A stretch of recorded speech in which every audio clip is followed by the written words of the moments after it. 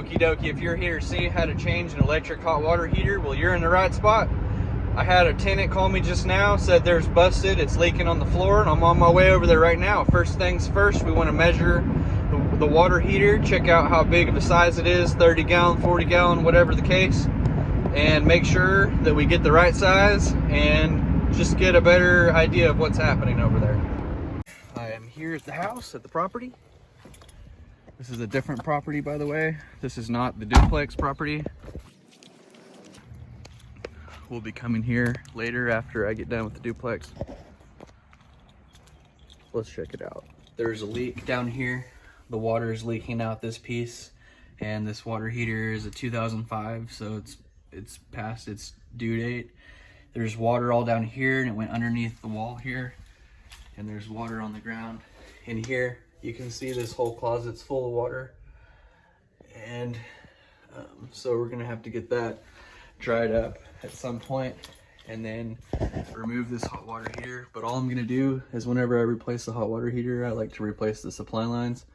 These are 3/4 inch supply lines right here and right here, and then there's this pop-off valve with a little pipe setting that goes from a 3/4 inch reduced down to a 1/2 inch, and then it runs back to this 90 right here, and it goes out and through the wall.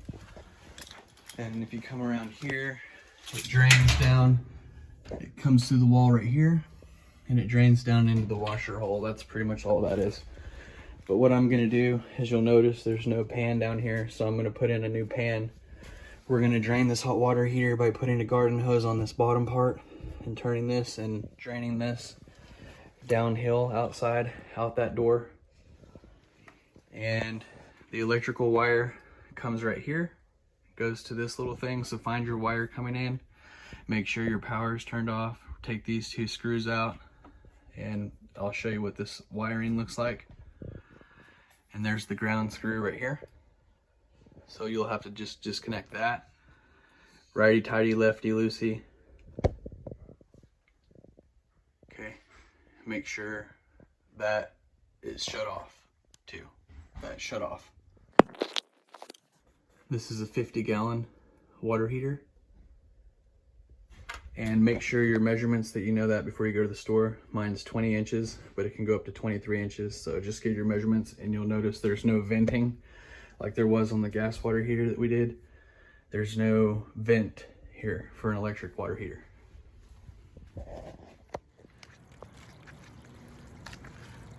Okay, the water is flowing out here in the yard. Okay, you can see here the water heater is removed now, and all it is the wire hanging out of the wall, and there's the hot side over here, the cold side over here with the little shut off. It's got a small drip, but that's the shut off side. And then this goes to that pop off valve at the top that drains into the washing machine drain.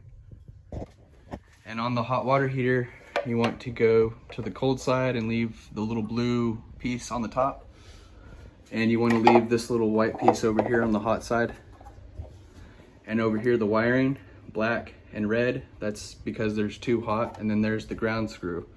We'll be removing these screws with the flathead screwdriver over here and tucking the wires inside that box.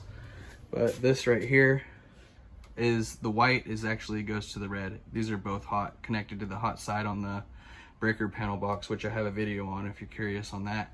And here's the ground, so that'll go to the green ground screw. The thing is, you want to put Teflon tape on these deals here before you connect the new supply lines on this side, and Teflon tape on this side.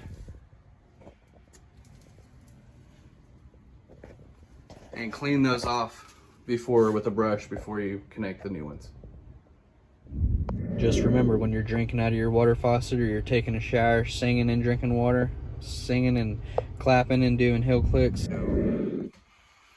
Okay, you can see here it is. All it is this wire coming back down in here, and the black goes to the black, and you wire knot those together and twist them together. And then the white goes to the red, and you wire knot those together and twist them together. And then you bring the ground out here, wrap it around that ground screw like that, and tighten that down. And this little clamp, all that does is loosen up and the wire can slide in and out. So you just slide your wire into there and put your little nut on there, and it tightens your wires down there. But we're just doing a quick video today on the basics of this. And then over here, I changed this where it comes out with the reducer to a 1/2 inch from a 3/4 to a 1/2 inch. Pipe doped it with a 90 from a 1/2 inch, 90 down to a 3/8, and then it runs down. 90s, 3/8, 90, like that. And that hose runs through the wall, you remember, into that laundry room in there and goes down the laundry room drain. If you want to just Teflon all 4 of those connections, you could do that. It's not going to hurt anything. It stopped the leak on that one. And I put a sensor, there's a sensor right here, and it runs down, a wire runs down the side of the tank and goes down into the pan. It looks like that. And if water gets inside this pan, because the drain hole, there is no drain hole, so this sensor will go off like a fire alarm if there's a leak. And I put a cap with glue and cleaner right here, and all that is there's a nut on there, and I tightened that nut, and there's a washer that sandwiches against that metal, and I capped it and got that sensor. This is the flathead if you need to drain the water heater in the future. Put your garden hose on here now, and a flathead, lefty loosey, righty tighty on that. And this one has 2 heating elements, and it's a Bradford White, built to be the best. Another really important thing I wanted to mention is that before you turn on the electricity at the panel box, you're going to want to turn on the water on the hot side at the bathtub first.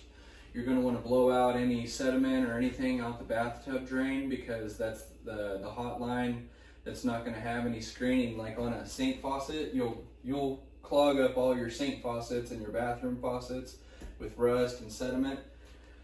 So don't open up all your hot lines at your sink. Do it at your bathtub, and open it all the way hot on your bathtub to blow out anything into your tub, and then you can clean that up later. But you'll notice that they'll be blowing out a bunch of air for maybe a few minutes, a couple of minutes, 5, 10 minutes.